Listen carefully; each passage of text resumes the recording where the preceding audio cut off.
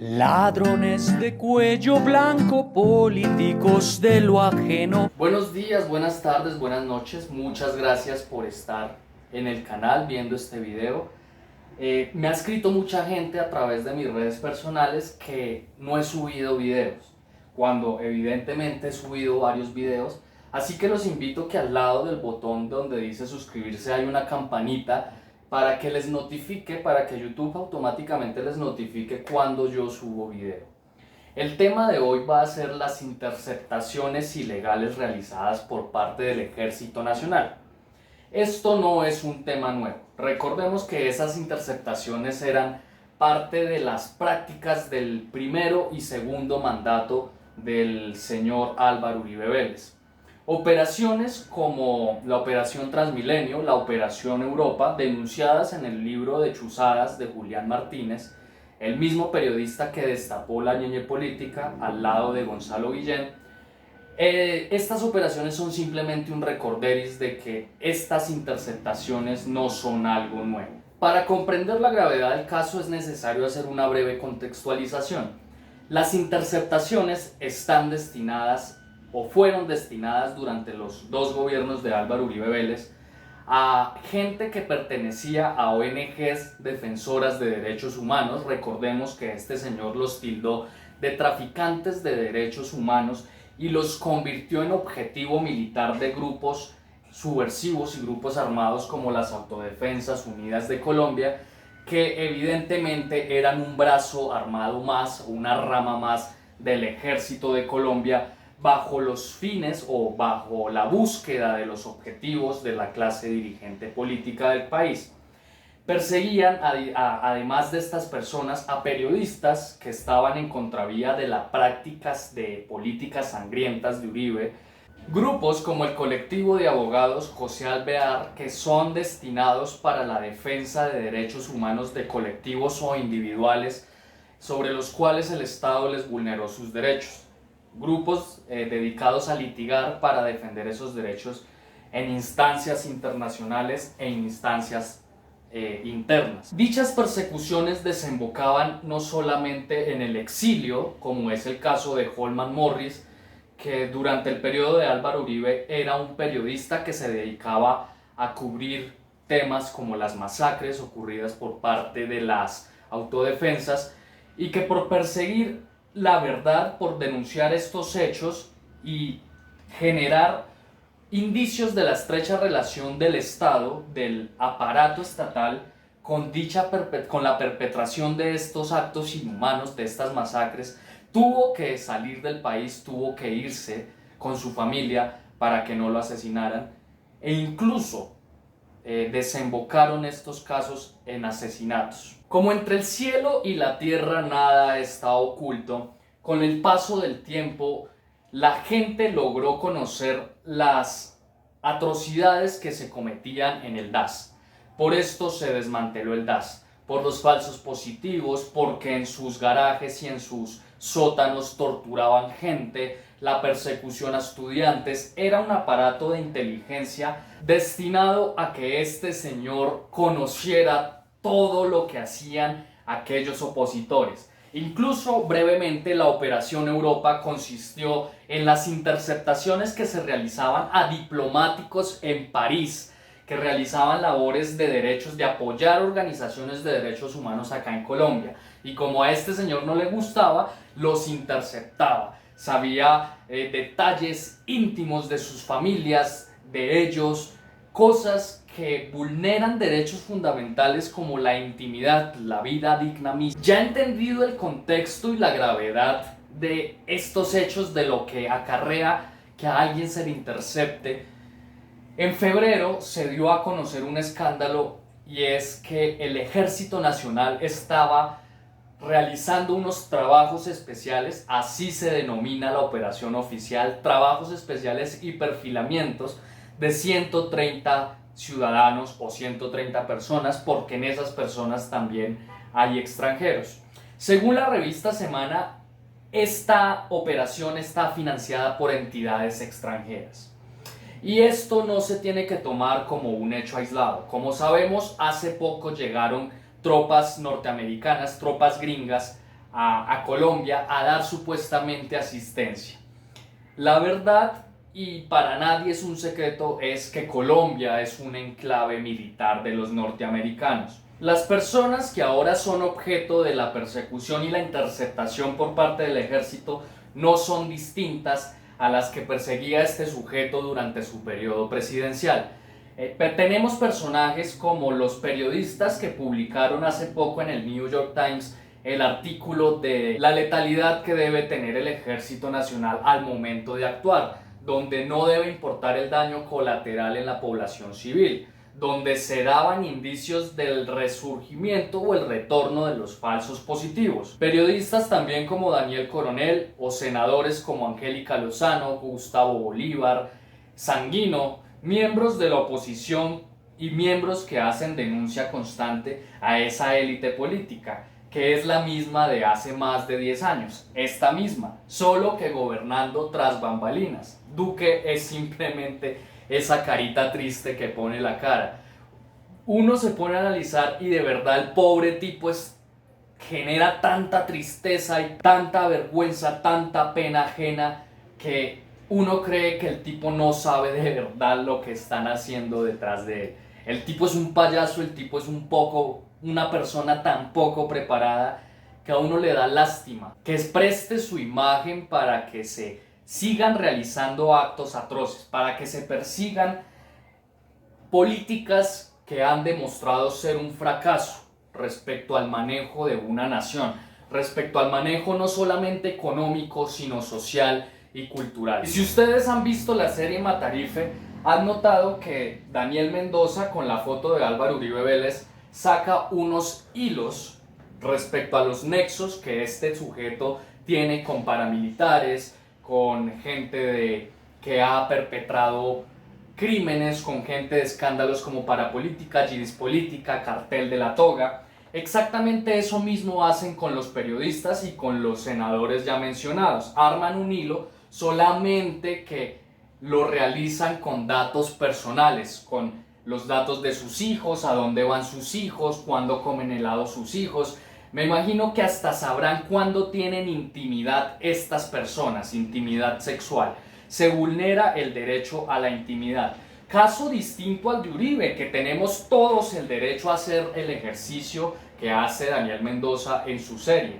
Porque este tipo, recordemos que tiene nexos con cercanos a Pablo Escobar, como José Obdulio Gaviria. Es inconcebible que una persona que pregona democracia y patria tenga al primo del mayor asesino, por decirlo así, y el mayor narcotraficante de Colombia como miembro de su partido político. Eso habla de él como si estuviera pagando un favor político a esta familia, como si estuviera pagando que a él lo pusieron en un puesto por allá en los años 80 en la aeronáutica civil para retribuir dicho cargo y otorgar las licencias de vuelo a los narcotraficantes del cartel de Medellín. Ven cómo sobre este tipo sí se debe justificar los ejercicios de interceptaciones, porque es un tipo del cual ha dependido hasta el plato de comida que yo me como ahorita, que me comeré ahorita o me comeré mañana. Por eso se justifica la persecución que se le debe hacer a este tipo. Y acá va la más grave acusación contra el Estado colombiano, y es: en un Estado democrático, la diferencia entre un Estado democrático y un Estado autoritario es que los organismos, los brazos de inteligencia del Estado deben ser utilizados, del Estado democrático, deben ser utilizados para la persecución y la prevención de la comisión de delitos, para prevenir que la persona que busque pornografía infantil cometa el delito de acceso carnal sobre un menor de edad. Para eso debe ser utilizada la inteligencia, para, según los indicios, interceptar a este sujeto y prevenir que se cometan más masacres, con el nexo causal de que este tipo un día dijo que las convivir son necesarias para el desenvolvimiento nacional. Ese nexo causal, esa es la diferencia entre Estado democrático. Y ahora el Estado autoritario lo que hace es utilizar esos brazos de inteligencia para espiar, para perseguir a las personas que estén en desacuerdo con el funcionamiento de ese Estado, para realizar campañas difamatorias, campañas de desprestigio que al fin y al cabo no tienen fundamento de hecho ni de derecho. El caso de Daniel Mendoza, que están armando un desprestigio a la persona. Y de nuevo lo que he dicho en varios videos, el uribismo tiene la incapacidad mental, tiene un vacío mental, no tiene la capacidad de atacar al argumento, al fondo de las cosas, sino que atacan es a la persona. Y si ustedes se ponen a investigar, esto es una de las falacias del discurso político. Cuando la persona se siente perdida e incapaz de refutar una teoría, una perspectiva, lo que hace es atacar al individuo. Si esta persona fuera tan brillante como creemos, atacaría los postulados que se están defendiendo en la serie Matarif. Atacaría con pruebas que el tipo no fue el que llevó al Congreso a Salvatore Mancuso, lo del helicóptero en Tranquilandia y todo ese centenar de pruebas que hay en contra de él. Lo atacaría al fundamento y no a la persona. Pero le queda grande porque en Colombia ya se está sabiendo la verdad y ya no se puede ocultar el sol con un dedo. Volviendo al tema de las interceptaciones, es que uno se emociona al hablar de este tipo y al saber que está pronto su caída, uno se emociona y pierde el hilo, pero volviendo al tema, la cuestión es que surgen respecto a las interceptaciones varias preguntas. La primera, ¿quién o quiénes dieron la orden de dichas interceptaciones? La respuesta es muy sencilla. Los indicios claramente apuntan a Álvaro Uribe Vélez. Un anónimo realizó una denuncia para que se tuviera a él en cuenta como el director o la persona que orquestó estos hechos. Este sujeto, al saber de dicha denuncia, lo que hizo fue difamar en su cuenta de Twitter a la persona que lo denunció, al anónimo, llamándolo como cobarde por no dar su nombre. Recordemos que en los procesos en los cuales está involucrado los Uribe Vélez van 9 testigos en su contra que han sido asesinados. No todas las personas tienen el coraje, no tienen las huevas de decirle de frente que es un paramilitar, que es un asesino, que es una persona que ha sumido a Colombia en miseria, no solamente por las políticas de guerra, sino por las políticas encaminadas al derecho laboral, al derecho social, al derecho cultural y un sinfín de cosas que por culpa de este sujeto estamos sumidos en el tercermundismo. Como consecuencia de dicha denuncia, la Corte Suprema de Justicia citó a indagación preliminar a Álvaro Uribe Vélez. Esa es la respuesta de quién pudo haber dado la orden. La segunda pregunta es, ¿qué iban a hacer con dicha información? ¿Serían destinadas únicamente para campañas de difamación? Para responder, nos tenemos que remitir al pasado. Tenemos que ver los antecedentes de persecución orquestados por el Estado y en qué han desembocado. Un ejemplo de ellos es el caso de Jaime Garzón, que era chuzado con los teléfonos que el mismo gobierno le daba, que era chuzado por los guardaespaldas que el mismo gobierno le daba, que fue asesinado por uno de los altos mandos del DAS por orden directa de Carlos Castaño, miembro del líder de las Autodefensas Unidas de Colombia, anteriores Convivir que creó este señor. Por eso, la invitación a la Corte es que haga un hilo de tiempo, una línea de tiempo, y cree un nexo causal que una la responsabilidad de este señor con todos estos hechos que han desembocado, no solamente en la interceptación, sino en el exilio, en el asesinato, en el genocidio, porque las masacres no son hechos aislados a estos hechos. La tercera y última pregunta que surge es, ¿desde cuándo se están realizando estas interceptaciones? La respuesta es muy sencilla, desde siempre. Desde el Estatuto de Seguridad de Julio César Turbay, donde torturaban estudiantes que hacían grupos de estudio para analizar obras magníficas como El Capital de Karl Marx, obras de tesis hegelianas, de Nietzsche, grupos de estudios literarios que para ellos eran amenazas. Recordemos que los Estados Unidos realizaron un manifiesto político el cual debía perseguir los países que estaban alineados a ellos en la Guerra Fría. Se llama el NCS-65, una directriz de actuar donde los gobiernos que fueron apoyados por ellos en las dictaduras de América Latina de los años 60 y 70 debían seguir para eliminar todos aquellos vestigios de ideologías de izquierda, de ideologías sociales. Dicha operación se llama la Operación Cóndor, que es importante que todos lo sepan. Por eso no se extrañen de que Colombia sea una marioneta de Norteamérica, un enclave militar. Pero volviendo al tema, desde el Estatuto de Seguridad de Julio César Turbay se viene haciendo esa persecución hasta la seguridad democrática de Álvaro Uribe Vélez, ya comprobado con hechos, hasta en el 2014 Juan Manuel Santos, tratando de, en una bodega con militares, interceptar la campaña de Óscar Iván Zuluaga, hasta Óscar Iván Zuluaga con el hacker Andrés y con Álvaro Uribe Vélez, tratando de interceptar las conversaciones de los diálogos de paz en La Habana, Cuba, hasta hoy en el gobierno de Iván Duque, quien tras bambalinas, al parecer, el que orquesta todas estas persecuciones es Álvaro Uribe Vélez. Esto se ha hecho siempre, el sometimiento, la opresión y todos estos actos que nos permiten afirmar que hemos vivido bajo una dictadura a lo largo de todas nuestras vidas.